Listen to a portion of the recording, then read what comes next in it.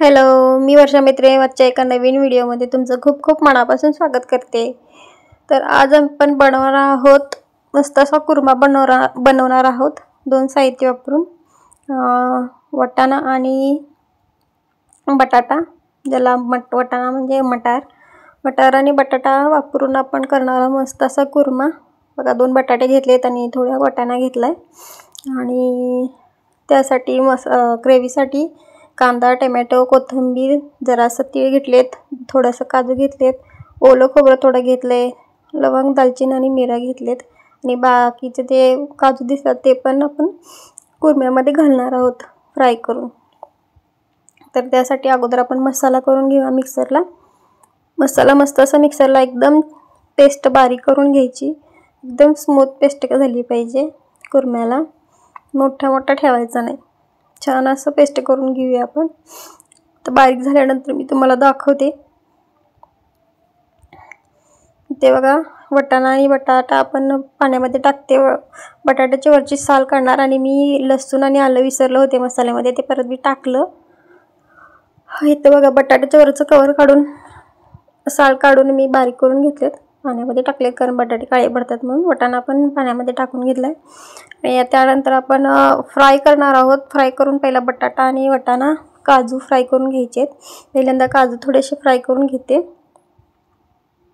म्हणजे हे फ्राय केल्यानंतर त्याची टेस्ट आणखीन जरा वाढते, छान वाटते। इकडे सियाराकडे बघूसपर्यंत माझे काजू जरासे जास्त ब्राऊन झालेत, थोडेसे ब्राऊन करा तुम्ही। आणि त्यानंतर काजू काढल्यानंतर आपण बटाटा आणि वाटाणा दोन्ही फ्राय करून घेऊया, भाजून घेऊया छान असा। तुम्ही असं एकदा करून बघा, खूप छान टेस्ट येते। आणि माझ्याकडे फ्लॉवर अवेलेबल नव्हता, तुमच्याकडे असेल फ्लॉवर, पनीर तर तुम्ही घालू शकता, त्याच ग्रेव्हीमध्ये होऊन छान होतं ते पण घातल्यानंतर। पण माझ्याकडे 2 होतं म्हणून साहित्य दोन्हीमध्ये केलं। बघा, बटाटा पण छान असा फ्राय झाला, तो पण आता काढून घेते मी प्लेटमध्ये, बघू शकताय मस्त असा बटाटा काढून घेतला। आता ज्या कढईमध्ये आपण फ्राय केलं होतं बटाटा, वाटाणा, काजू, त्याच्यामध्येच आपण फोडणी द्यायची, कुर्मा करून घ्यायचा। त्यासाठी मी तेल घातलं, तेल गरम झालं की आपण थोडंसं मी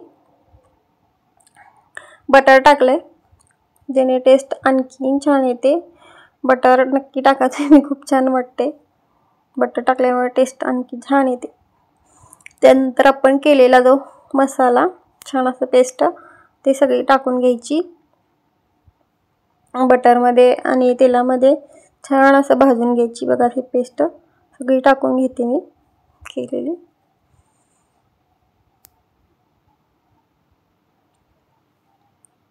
मस्त असं आपण फ्राय करून घ्यायचं त्याला।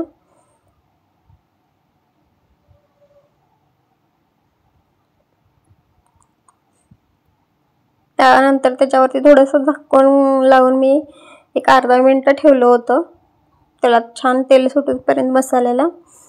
अर्धा मिनिटानंतर परत मी काढून बघितलं, बघा बाजूने छान तेल सुटले, दिसत असेल तुम्हाला व्हिडिओमध्ये।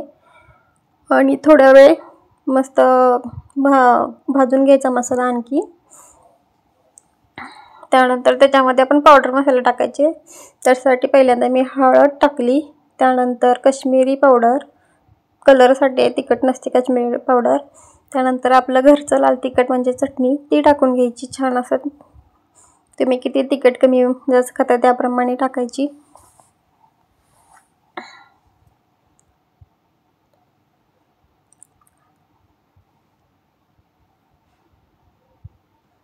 मी गॅस मिडियम ठेवला, त्यानंतर इथं मीठ टाकलं मी आणि इथं चिकन मसाला थोडासा टाकला, कुठल्या पण कंपनीचा टाकला तरी चालेल, किंवा तुम्ही कुर्मा मसाला, माझ्याकडे नव्हता ते असेल तर तो वापरा। माझ्याकडे कुर्मा मसाला नव्हता म्हणून मी चिकन मसाला टाकला आणि इथे थोडंसं हिंग टाकलं।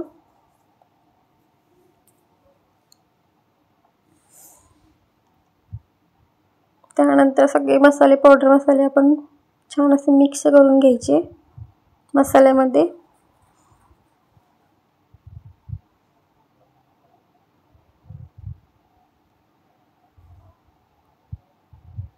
बघा कलरला पण किती छान दिसायला लागले ते. मसाल्याच्या भांड्यातच मी थोडं पाणी घेतलं होतं त्या कुरम्यामध्ये टाकण्यासाठी. तेच पाणी मी थोडं थोडं करून टाकायला लागले, कारण की भांड्याला पण मसाला सेट न होता लागलेला. त्यानंतर मी थोडी साखर टाकली.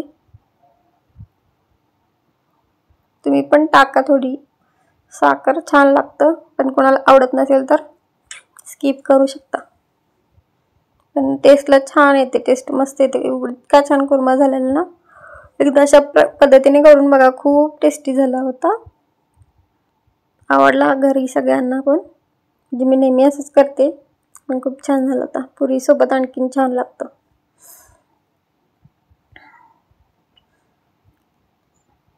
तर आणखी थोडं मी पाणी घातलं आणि छान असा मसाला मिक्स करून घेतला. त्यानंतर त्याच्यावर झाकण लावून 1 मिनिट ठेवलं होतं छान मसाला शिजण्यासाठी. आता 1 मिनिटानंतर आपण बघूया की आपला मसाल्याला तेल सुटले का, छान भाजला गेलाय का. बघा 1 मिनिट झाले, बघू शकताय मस्त असं मसाला चांगला शिजला आहे, फ्राय झाला आहे आणि तेल पण बाजूने बघा मस्त असं सुटलं आहे.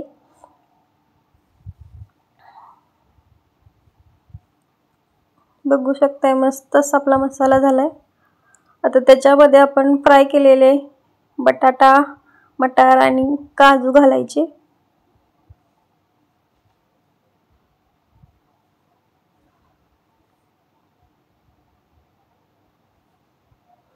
आणि मस्त असं मिक्स करून घेऊया मसाल्यामध्ये सगळं.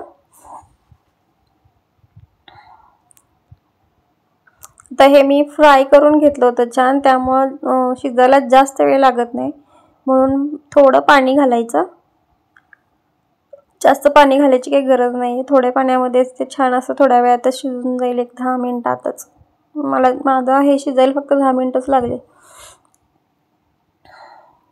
तर त्यानंतर मी त्याला झाकण लावून शिजत ठेवलं. आणि मग अशी एका बाजूला कुकर लावला होता डाळ भाताचा. वरण भात करायचं होतं मला, कारण की आज गुरुवार होता. हे गुरुवार उपासासाठी सगळं जेवण मी बनवत होते.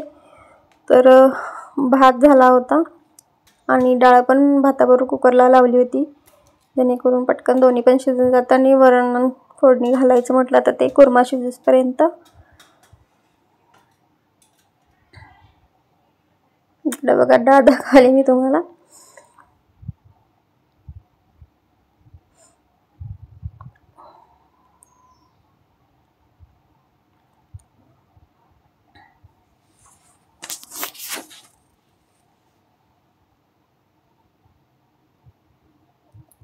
एका बाजूला मग मी कुर्मा शिजायला ठेवला आणि एका बाजूला फोडणी देण्यासाठी पातेले ठेवलं. इथं मी डाळ मॅश करून घेतली पहिल्यांदा. डाळ मॅश झाल्यानंतर इथं बघा पलीकडे मी कुर्मा ठेवलेला, मध्ये मध्ये थोडंसं हलवत होते, जेणेकरून खाली लागणार, कारण की जो आपण ग्रेव्ही केलेली असते ती घट्ट असते, त्यामुळे थोडे थोडे हलवायची, खाली लागायला नाही पाहिजे, कारण पाणी पण आपण कमी घातले, जास्त घातलं नाही आहे. तर इथं कुर्मा शिजूसपर्यंत माझी वरणाची फोडणी पण होते, म्हणून इकडं फोडणी वरणाला दिली मी. मस्त असं वरण झालं होतं. गुरुवारी मी संध्याकाळी वरण करते. नैवेद्यला होतं वरण भात आणि काय भाजी असेल ती, चपाती. ताज बेत होता कुर्मा, पुरी, वरण भात आणि गोडच काय केलं नव्हतं. त्या गोड काय तर आणायला लावायला पाहिजे होतं किंवा करायला पाहिजे होतं, मी केलं नाही, म्हणून मी नैवेद्यासाठी दूध साखर ठेवली.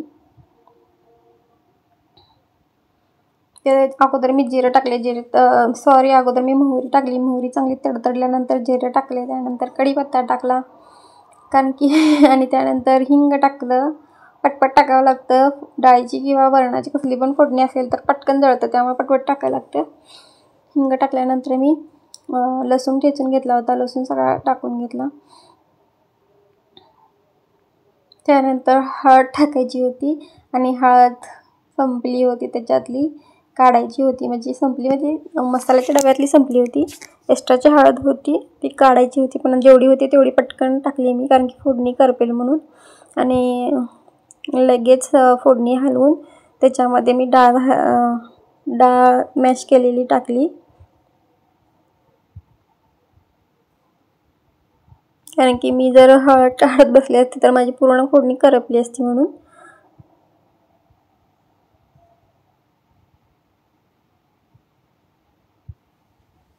इकडं बघा वरण असं जरासं हळद कमी असल्यामुळे ते फिक्कं फिक्कं दिसते. बघा त्यानंतर बघा इकडं मी हळद काढली, वरणात आणि थोडं पाणी वाढवलं होतं मी. बघा वरूनच घातली हळद. उकळल्यानंतर त्याच्यातच शिजून जाते, असं काही कच्चं वगैरे असं काही वाटत नाही, वरून टाकली तरी चालेल हळद. त्यानंतर मी मसाल्याच्या डब्यात हळद काढून घेतली. इकडं मी बघत होते कुर्मा वाटाणा आणि बटाटा शिजला का म्हणून, तर शिजला होता. त्यानंतर मी घरची जी क्रीम होती घरातली दुधाची साईची, जी आपण काढून ठेवतो ह्याच्याला लोण्यासाठी, तर ती असं पेस्ट करून घातली त्याच्यात. त्यात थोडंसं बाजूला लागली होती वाटीला, मग त्यात पण थोडंसं पाणी घालून त्यात घातलं मी कुर्म्यामध्ये ते पाणी. आणि थोडा वेळ म्हटलं एखादं मिनटं शिजत ठेवूया म्हटलं. खूप छान कलर पण आलेला, बघू शकता तुम्ही. क्रीम टाकल्यानंतर आणखीन छान कलर आला होता आणि मस्त इतका टेस्टी झालेला कुर्मा, खूप टेस्टी झाला होता. कुर्मा पुरी मस्त अशी खाल्ली होती आम्ही. आणि इकडं वरण पण उकळलं होतं, इकडं कुर्मा पण झाला होता. आणि म्हटलं एखादा मिनिट झाकून ठेवावं कुर्मा, त्यानंतर गॅस बंद करायचा. इकडं बघा मस्त असा कुर्मा झाला, बघू शकता कलर पण कसा आलाय तुम्ही. बटर घालायला विसरू नका, नक्की बटर घाला त्याच्यामध्ये. इकडे मस्त असं कुर्मा झाला होता. त्यानंतर नैवेद्य दाखवला. नैवेद्य दाखल्यानंतर मी जेवायला बसले. बघू शकताय कुर्मा पुरी केली होती आणि नैवेद्यासाठी ते वरण भात तोच मी ताटात घेतलेला, आणि गोडला मी दूध आणि साखर ठेवलं होतं, वरण घेतलं होतं. तर मस्त असा आजचा गुरुवारचा बेत झाला माझा. तर कसा वाटला आजचा हा व्हिडिओ नक्की मला कमेंट करून सांगा. आवडला असेल लाईक शेअर कमेंट करा आणि सबस्क्राईब करायला विसरू नका. धन्यवाद, बाय.